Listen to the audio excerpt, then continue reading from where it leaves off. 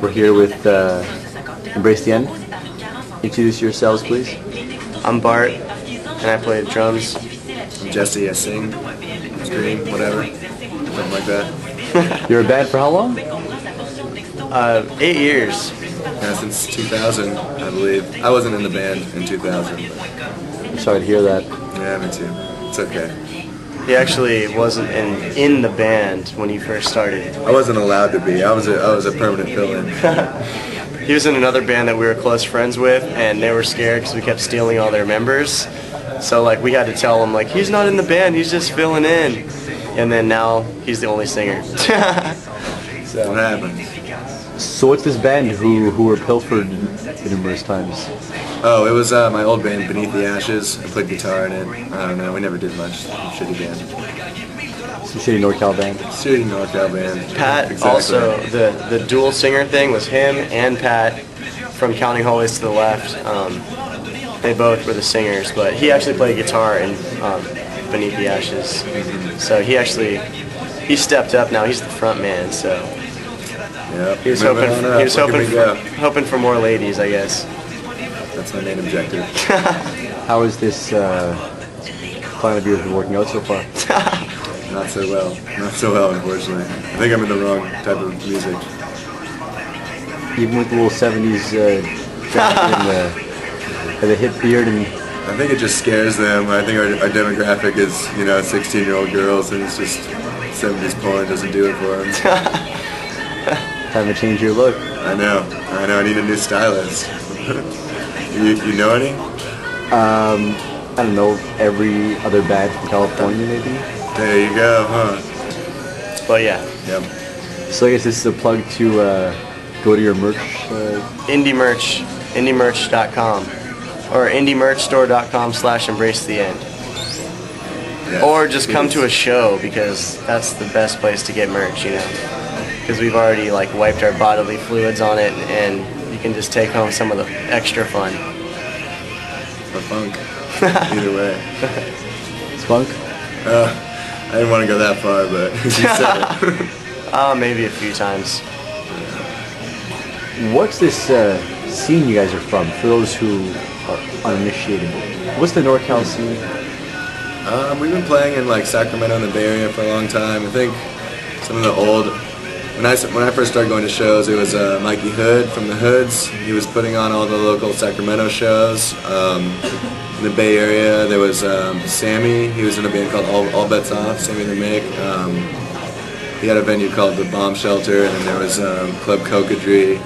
All like the, Gilman Street, Gilman obviously. Street, yeah. Like I actually started going to shows on the East Coast, so like DC and Baltimore area, New Jersey and Richmond. But I mean, I was all into Youth Crew, like Gorilla Biscuits and Minor Threat and all that shit. And then like moved on to like Earth Crisis, Abnegation, and like all these metal, like tinged bands, And it's kind of gone from there. The good old days, man. What's one of the better shows, better band you saw during those days? Refused was like one of my favorite bands. I saw their first tour. Actually, my first show was Refused, Damnation. Darkest Hour opened it on their demo. It was Snapcase and Earth Crisis, and I was like 14 years old. So yeah, it put an impression on me. Now I'm 27, and look what I'm doing. Yeah, look at how far you got. Thanks, Earth Crisis. At that show, what was the average size of the t-shirt being worn? XXL. Let's see. At those times, like honestly, like people didn't even know if the bands were gonna show up, and there would still be a lot of people, and like the bands would just be. It was more lenient, Like we would even say like this show starts at hardcore time. It's like who knows when the fucking show's gonna start, And it was more lax. Now you have like promoters and booking agents, and it's more like professional. Like a lot of people have their hand in trying to get cash, and I mean they're definitely not getting cash off of us. I tell them that's for sure. But other bands, I don't know. Back then it was more like kids. Some kid would put on the show, and if they didn't make a lot of money, like he'd give the bands gas money, and they'd understand. Now it's like a promoter doesn't get the end of or doesn't get the amount of people in, they just lose out. They have to pay the bands. You know, it's just different these days. What are some other of the, I guess, the ways that the hardcore scene, the underground scene, independent shows changed? Probably the age group that attends them, maybe. Like, I think so. the big thing that I know about for sure is the internet. Yeah, the Like, internet. straight Nobody up, flyers. Nobody mean- does anything except post a bulletin about it.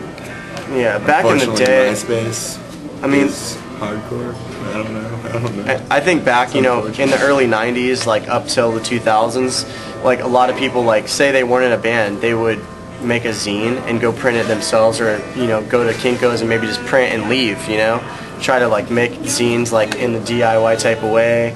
And there are a lot of zines, like kids just putting out their own stuff they wanted to cover, and like it did really well. And it seems like now there's like fewer zines, more websites, which are still good because everybody can get to it.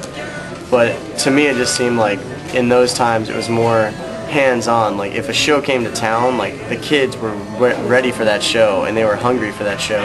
And now there's just so much availability to like the music, and if you're not a MySpace hype band, you might not get the crowd. Kids are just like they're desensitized because there's just an overload of music in certain genres, you know, and the internet like makes that readily available. So it just seems like now it's kind of like it's a dime a dozen. It's like, you know, you're in a band, you should just do it for yourself, not for the crowd, because you're never gonna know if you're gonna get that, you know, that turnout, you know. What is the future of hardcore, metalcore? Is it embrace the end?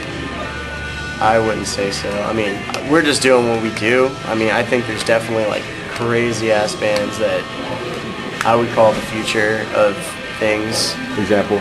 I don't know, like bands that are using like sampling like within their music, and you know, Dillinger Escape Plan, like I don't know, like recently what I have found in the newer generation, like a band like Sky Eats Airplane or like Genghis Tron or something, like I don't know, even slower bands, you know, fucking.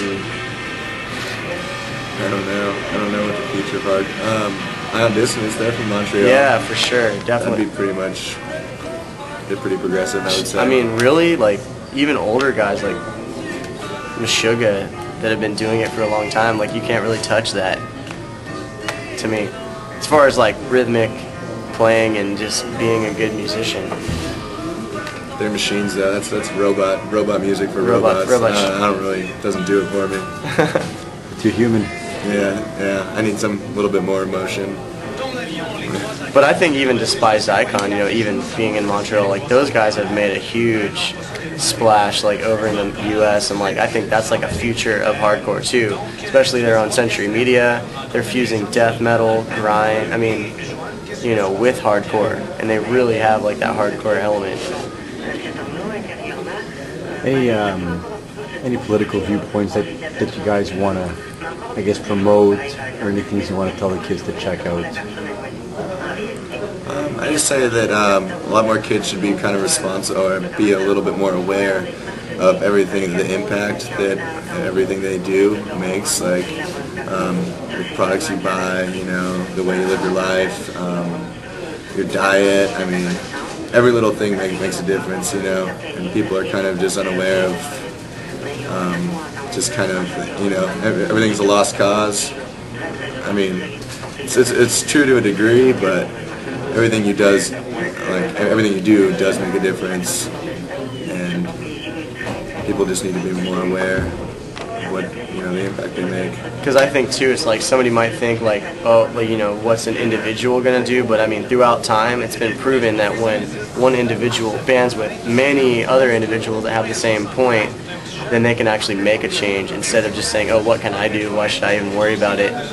So basically just take a stance on something, and if it's part of your morals, like it doesn't matter what anybody has to say. Just stick to that shit and don't let anybody else like push you away from how you feel, you know? And try to band together with other people and like make a choice to change shit. I read a good analogy today about that. It's if you don't think one person can make a change, try going to sleep in a dark closet with a mosquito.